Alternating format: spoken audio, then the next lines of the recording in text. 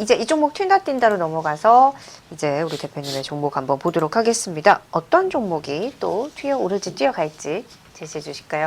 네, 오늘 종목 말씀드릴 종목은 그냥 이두저도 딱 말씀드리게 되면 이지 웰페어입니다. 네, 이지 쉬운 웰페어 복지죠.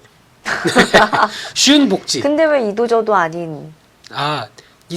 내가 말을 길게 안 하고 바로 종목을 들어간다는 얘기를 발음이 좀 알겠습니다. 이상했네요. 네, 이지웰페어란 종목 하게 되면 혹시 디지털 조선 TV에도 그런 시스템이 있나요? 제 예전에 다닌 직장에서도 연초에 복지 포인트라고 걸 줬습니다. 네, 복지 포인트를 10만 점을 주게 되면 그거를 연말까지 복지몰이라고 있습니다. 그런데 복지몰에서 연말까지 다 써야 되다 보니까 그럴 때 보통 많이 쓴 게 뭐 노동절이라든가 뭐 명절 때 네. 그런 거 많이 썼거든요. 네, 그래서 그런 복지 포인트를 지급하게 되면은 그 해당연도에 안 쓰면은 다 사라집니다. 소멸됩니다. 꼭 써야 되겠네요. 없나요? 저는 모르죠. 그런가요? 아마 거의 많은 없대요. 회사들이 없다고 지금 합니다. 안에서 네. 들렸는데 없대요. 대표님께 강하게 건의를 한번 해보시고요. 직원의 복지 차원에서 이런 것쯤은 한 번쯤 하시는 게 좋지. 제가 했다고 하지 마시고요. 저는 계속 방송해야 되니까. 방송 보지 않으실까요? 그런가요? 네, 대표님 사랑합니다. 네, 그렇죠. 네. 네, 이제 그런 관점 쪽에서 이어지는데 보통 지금 1000대 공기업부터 대기업까지 1000대 기업을 고객사로 갖고 있습니다. 네. 그러다 보니까 거기서 쌓이는 포인트만 해도 엄청나겠죠.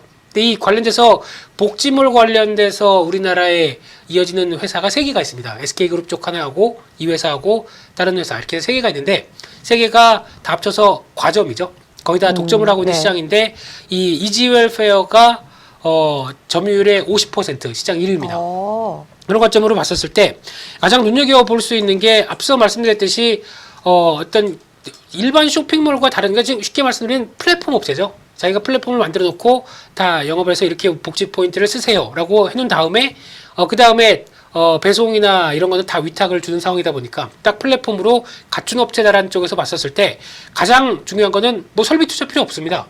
설비 투자 필요 없고 어떤 현금 흐름 당연히 포인트로 교환돼서 이렇게 나오는 흐름이다 보니까 당연히 현금 흐름 상당히 좋고요. 그런 쪽에서 보게 되면 일단 지금 시장에서 어떤 경기 관련된 섹터나 이런 여러 가지 흐름을 봤을 때 경기 민감과 관련된 일반 쇼핑몰과는 좀 다르다라는 쪽에 대한 부각이 상당히 뚜렷하다고 봐야 될 것 같고요.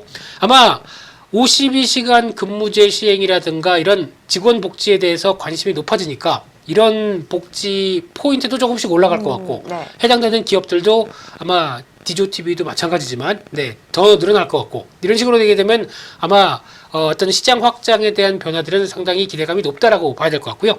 그중에서 이 회사를 바라보는데 또 중요한 포인트 중에 하나가 혹시 이 회사를 지금 투자를 했던 사이언 투자라고 그 헤지펀드라고 하는 과거의 영화 중에서 빅쇼트라고 혹시 보셨습니까? 저는 못 봤어요. 네, 그 빅쇼트의 주인공이죠.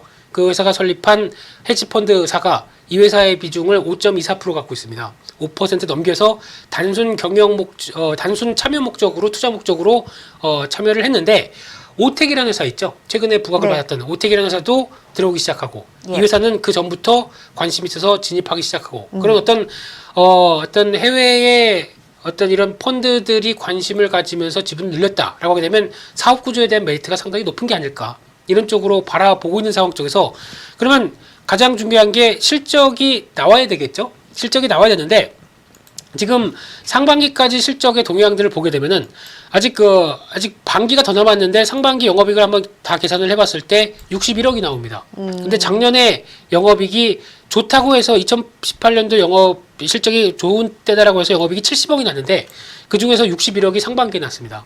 그러면 상반기에 한 해 할 일 다 했네요. 그러면 하반기까지 보강된다라고 하게 되면 적어도 한 100억대는 넘어간다라고 봤었을 때 특히 연말에 포인트를 또 많이 쓰는 경향들이 높겠죠. 그럼 네. 그에 따른 실적 계산까지 해봤을 때 한 100억대가 넘어간다라고 하게 되면은 기대감이 더 높아지지 않을까라는 관점 쪽에서 실적에 대한 변화들도 나쁘지 않다. 그러게 되면 그 흐름들이 그대로 중기적인 꾸준한 변화로 가져가지 않을까 하는 관점 쪽에서 바라보고 있는 상황들이고요. 그러다 보니까 최근 들어서 이런 어떤 지분 그와 관련된 쪽에 얘기가 나오다 보니까 주가가 한 단계 레벨업이 됐고 계속 우상향으로 꾸준하게 시도가 되고 있는 상황이라고 보시면 될 것 같은데, 그러다 보니까 아직까지 실적은 좋아지는데 주가는 그를 지금 못 반영하고 있습니다. 네. 그런 상황 쪽에서 아마 직전 고점 때까지 이어지는 한 뭐 9,700원, 800원대는 그렇게 큰 저항은 아닐 것 같고요. 한 10,000원대, 1,500원? 한 10,000원대 이상까지는 한 번은 들어가도 뭐라고를 사람이 없지 않을까라는 관점 쪽에서, 네, 단지 살기한지 맞습니다. 공무원 복지 카드 같은 게 관련된 것도 맞습니다. 네, 예, 좋은 얘기 해주셨네요. 네, 그런 관점 쪽으로 봤었을 때 흐름들로 봐야 될 것 같고요. 그러다 보니까 또 하나 이제 중요한 거는 현금 흐름 좋아지고 여러 가지 관점 쪽에서 만약에 순위까지 이제 충분히 늘어나기 시작한다라고 하게 되면 당연히 이런 어떤 기관 쪽에서 갖고 있는 쪽에서 배당을 좀 요구를 하겠죠.